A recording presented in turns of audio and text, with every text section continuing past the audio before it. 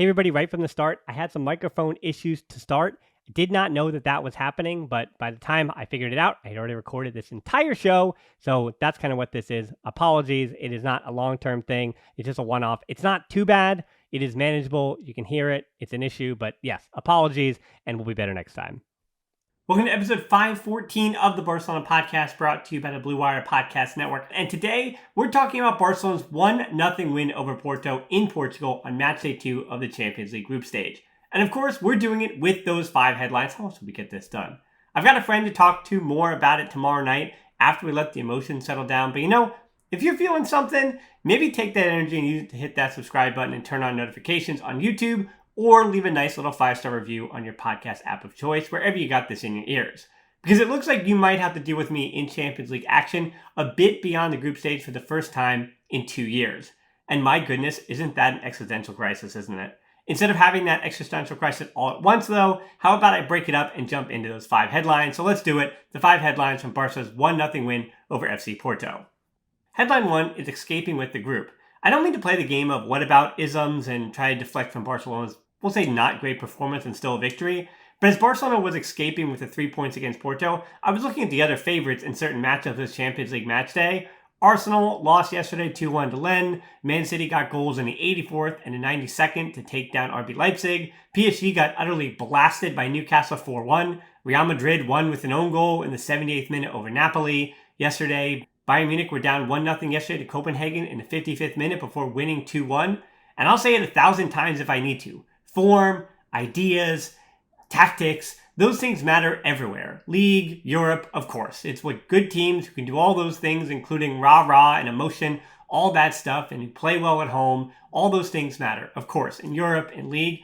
But there is an element of survival required in Europe that doesn't exist in Spain. All of these teams are there for a reason, regardless of what the squads look like on paper. And before you say it, but Dan, if they play like this in the round of 16, they're donezo. They're out. They're a moldy bowl of porridge. Or even the round of 32 that could happen. And I hear those complaints. And I would agree with that. But also, it's the beginning of October, and the team you see now is not the team you'll be seeing then. Hopefully for the better, but potentially worse in other ways if luck and injuries aren't on Barca's side the way they haven't really been so far this year. In La Liga, I feel like I do fight to give the opposition credit when they take points off Barcelona or on the front foot. But I think that goes tenfold for Europe. Porto hadn't lost at home in 8 months. Porto had lost to Benfica last week, but they are a good team. And this game, because it was away in Portugal, did feel like it was for the group. Now, a lot can happen between now and then, but that 3-2 win today for Shakhtar Donetsk over Royal Antwerp does put some pressure on Barca next match day at home. But Barca and Porto have looked far superior to the other two after 2 match days. Someone can correct me, but I feel like the 1-0 defensive win in the first leg of the Copa del Rey against Real Madrid last season was the last time Xavi's team got points or won the game while being the worst team by a good margin on the night. And I'm not sure they were the worst team by a good margin tonight at all, unlike that game. But I will live with a game even like this as long as it doesn't become the norm. And I don't think it is, but it was tonight. So that's the big picture. Now let's get into why Porto deserved more from this match and how Barcelona survived to the 3 points. Headline 2 is Porto on the front foot. 2 things are true, as you always hear me say. Porto had a good game plan and was ready for this game, and Barcelona from the opening whistle were not. Formation-wise, it was an interesting juxtaposition from the start. Cancelo was staying wider in the build-up, which is not really what we've seen from him so far, and it was a Barca 4-3-3, could count the 4 across the back, 3 in midfield, 3 up top. And they played against Porto's 4-4-2, with Porto playing a high press.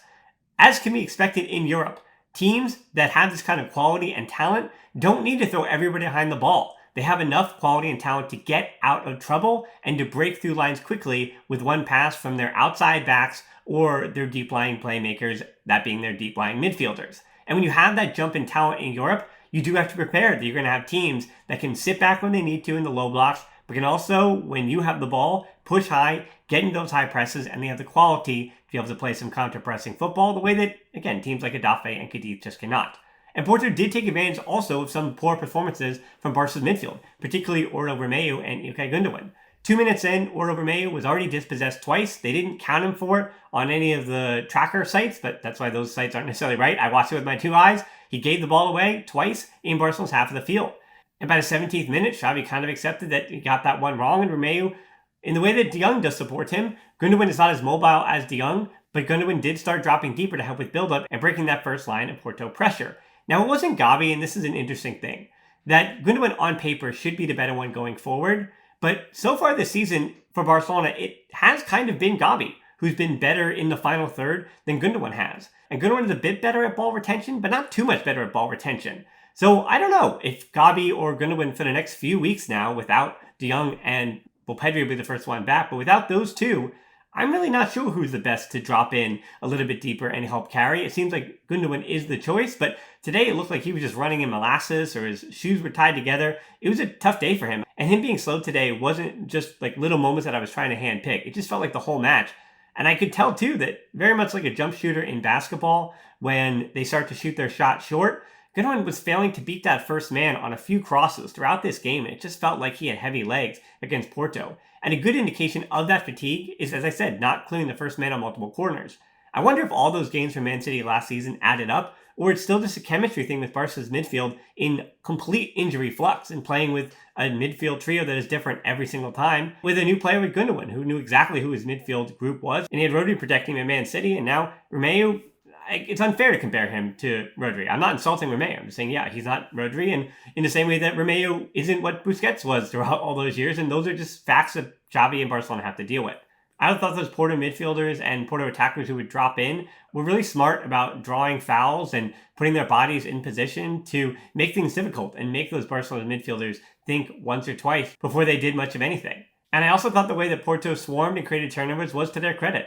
This from the 63rd minute here, Barca not dangerous enough on the wings, and those Porto outside midfielders were able to collapse and create turnovers. I thought Varela and Eusebio were really good all night at preemptively cutting down passing lanes like they do here with really smart body positioning. Barca's midfield wasn't great, that's true, but I also think Porto got a lot right. For Barca, meanwhile, they were kind of one-sided in that first half. Everything going down the left through João Felix or Alejandro Balde peeling out, and it was little down the right from Lamine Yamal, and Cancelo was playing in a more defensive position on the evening, which was super shocking, by the way, that João Felix and Lamine Yamal, João Felix had 30 touches in the first half and Lamine Yamal had 27. I don't know how that's possible if there was just 3 between them. It felt like João Felix had more like 35 and Lamine Yamal had 20, but I don't know. That's why, again, how can you really trust those stat sites? I saw João Felix getting criticized for not finding teammates and being a bit too selfish, but I thought he was taking the game by the horns the best he could, and I didn't mind that. We can try to blame João Felix for that ball not getting over to the right as much, but that was more of a team thing, and for a guy that was really taking so much of the attention and the boos every time he touched the ball, I thought João Felix was just fine. I know he didn't have an assist or a goal or a finishing product on the evening, but I thought he was important and impactful, and yeah, I'm not going to criticize him for this one. I'll criticize him when he deserves it. And for once, I do want to bring up Lamine Yamal, let's say, in not a positive light. This isn't a critique of the 16-year-old, more a learning experience. This was the most intense game that he's ever been a part of in his life. Biggest away crowd, most pressure, and I do think that showed a bit, and that, as I said, is totally okay. Lamine Yamal not really getting into the spots he needs to be to receive the ball. It just seemed like he was also running a bit, we'll say, weary today, which, finding out after the game, apparently when he came out in the 80th minute, he was completely spent. You could see it, sure, but it turns out that I guess he wasn't really feeling great either, and he still started. And I said on the Porto preview about protecting him and starting Ferran Torres, just because I know it's an important game, but you don't want to push Lamine Yamal too far, being just 16 years old, and Xavi has warned of that. And I thought this game was a game that he wouldn't have started, and yet it seemed like he started at less than 100%, which you do ask Xavi, did he really truly need to start today? And I'm not sure about that, but that's more because of what Ferran Torres added. We'll get to him in a bit. 40th minute, though, Lamine Yamal, second time on the ball with more than 4 touches. But to his credit, this could also have been on purpose as well. As I already mentioned, Cancelo was better defensively in this game, sans the yellow, than more recent games. And I do give some of that credit to Lamine Yamal for his defensive work. And with him not feeling the greatest today, if that's what his floor looks like, I take that 100 times out of 100 from this kind of player at 16 and beyond. And I'll sum it up even easier. We can celebrate because just seeing a Champions League field is a big deal when you're that age, but he didn't do just that. At 16 years and 83 days, he became the youngest player ever to start a UEFA Champions League match. Headline 3 is Yellow Brick Road paved with cards. As I very much just laid out with headline 2, Barca were not on the front foot and Porto were attacking Barca right up the gut with speed and really good running in the central channels. And if you're pushing numbers forward like Barca do, but you lose the individual duel or fail to keep the ball in possession, yellows are going to happen in transition.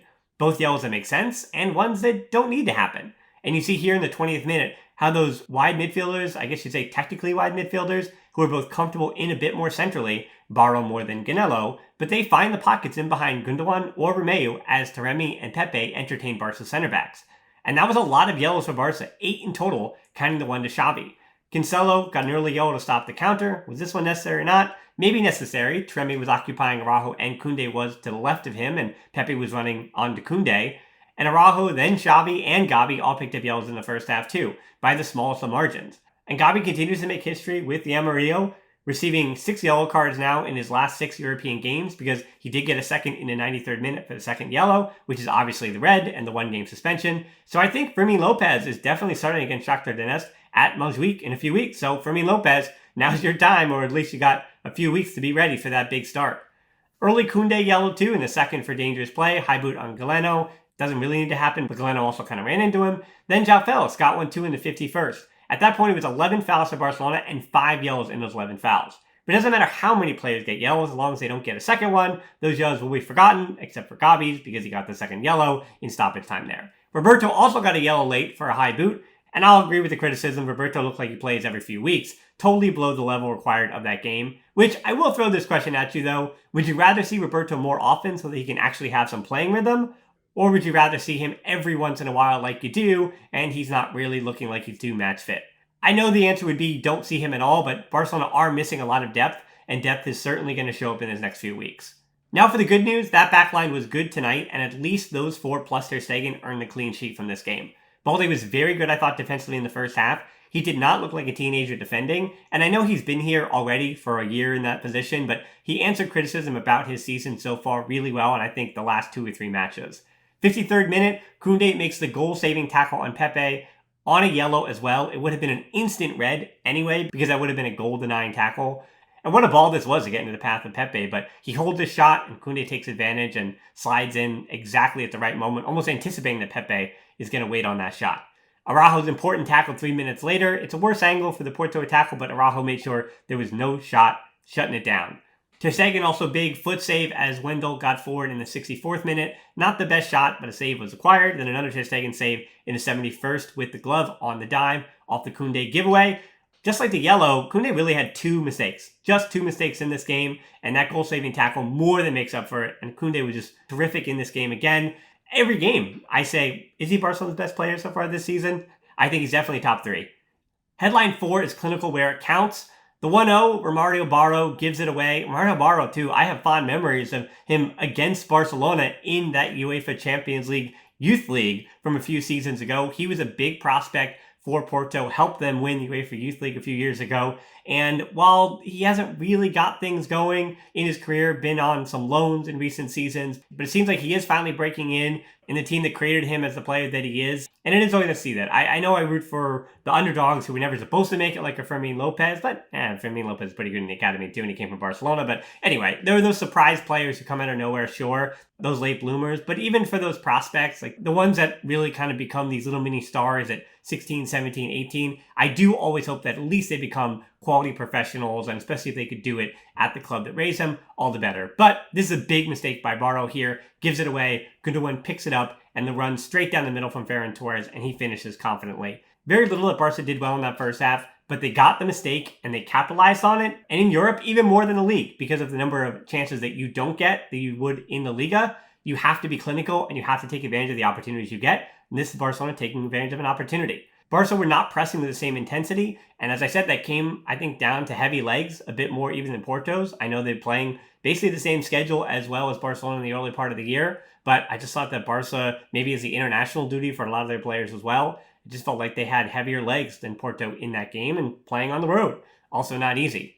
But Ferran Torres, I think, really injected life in this game. Came onto the injured Lewandowski in the 34th minute, the tackle by Carmo on Lewandowski, and Lewandowski's actual backup is actually coming in January, that being Vitor Roque, who is also injured here. So Ferran Torres, in the absence of Rafinha as well for the next month, Ferran Torres, thankfully he started the year with a little bit of confidence because he's going to be important over these next few weeks, and I'd actually argue the next few months even. And it's a weird stat for Torres too from the goal. It was the first time a Barca player has ever scored a first half goal as a substitute in the Champions League, which isn't really that weird. You don't see those first half subs very often, usually only down to injury. but it's still 30 or so years of history. So, hey, there's a first for everything. The counter-pressing also got better almost immediately for Lewandowski off and Ferran Torres on. And yes, Barto just made a mistake. That's what this was. But I do think that Ferran Torres injecting that counter-pressing life into Barcelona and a little bit more intensity that they have, I think that did make those midfielders, that being Galeno on the left side and Barto on the right side, just think for just a moment when they would come inside and try to reset possession and recycle possession. Because there was that other player now. Lewandowski was putting pressure on the goalkeeper, as is that high press system that Xavi puts up. But Ferran Torres just kind of runs a bit more and puts a bit more pressure on in the abstract. And Ferran Torres, I think he deserved that goal for the effort he put in this game. And headline 5 is VARcelona. Of course, I'm joking, or UEFA-lona, or whatever you want to call it. But Barca were fortunate in this game, and I hope Culés can admit that the calls in this game went their way. So I know it's a different argument in Spain and in La Liga and Real Madrid, of course, the white shirts and the refs, da-da-da-da-da-da. But in Europe, where Barcelona were hard done by last year against Inter Milan, you get that good karma that seemed to be built up against Inter Milan last year, and in a team with kind of a similar color scheme. I know it's the purple to the navy blue, but it does feel like Barcelona got their luck when they didn't have it last season in this one. First half, this is actually the big one here for me. The Koundé contact on Taremi, Koundé and Barca, I thought, were really lucky in this moment, even more than the call in the second half. Koundé grabbing Taremi's shirt and came through him with the leg. I do wonder why this wasn't called a penalty. If anybody has an answer for me, I would love to hear it. But that seemed to me to be enough contact to take him off of his shot as he was in his shooting motion for that to be a penalty. And I'm really surprised that that wasn't overturned. But the one that people are going to be more of a stink about is the no penalty on Cancelo handball in the 77th minute. The referee, Anthony Taylor, got it right. It's an arm extended outside the box. Did Eustachio touch it with his hand first? Handball outside the box, but wow, I could have seen shoulder, and I can't believe that it was enough of an arm to overturn it. And that's actually the thing I was most surprised by, that they actually did overturn this and found that this was clear and obvious enough to go to the monitor and say, yeah, that is enough of a handball that we can confidently say, I originally called penalty, and now I'm calling off a penalty because that was definitely a handball. That is the fact that surprised me the most. Not the fact that it was a handball and not a penalty. I guess, yeah, if by the letter of the law that's not a handball, that's the refs and VAR know better than us. It seems like nobody knows the difference of a handball. But if that is a handball, fine. But the fact that they saw that picture and said that is enough to overturn it by the letter of the law, as I said, that is what surprised me. Taremi was just offside in the 82nd minute, another warning shot for Barcelona. And after that VAR no penalty because of the handball, there was actually 2 handballs. I would like to remind Culés too, and everyone else, you will see this in the next 48 hours, you can guarantee it. Nothing has changed, just like it did last week with the Negrete case. No one has been found guilty of anything, and it will go through the court system, just getting ahead of this. And also remind you that I did a big explainer 6 months ago, both with an attorney here in the US and our Patreon and friend Mike Crimmins, as well as doing my own deep dive with all those different slides and da-da-da-da-da about the legal proceedings that are going on and the time it's going to take. So yes, of all the conspiracy and all that, just a reminder always that social media is not necessarily real life and certainly not the be-all and end-all of the legal system. So just a reminder there, social media isn't always right.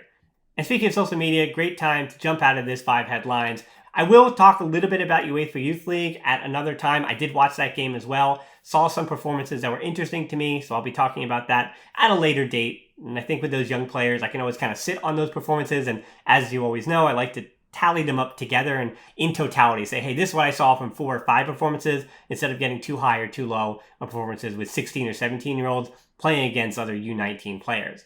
Next up for the first team, though, is Granada on the weekend, and then it's time for the international break. So in the meantime, so you don't miss anything, as I said, social media, Twitter or X, Instagram, TikTok, at the Barcelona Pod, Patreon, the Barcelona Podcast, closed Facebook group, the Barcelona Podcast, answer the questions, I let you in. And then, of course, yeah, a good rating on the podcast apps and subscribing to the YouTube channel are a huge help, probably the biggest help that there is, because those are the kind of things that help me talk to sponsors and advertisers and say, hey, I would love to keep doing this whole video and audio thing. Can you help me do that? And that's kind of what sponsors want to see, I want to hear. So again, subscribing or giving a good rating on those podcast apps, that's the thing that helps me the most. But most importantly, thanks so much for listening to the show. Until next time, we'll talk to you soon. And Forza Barca.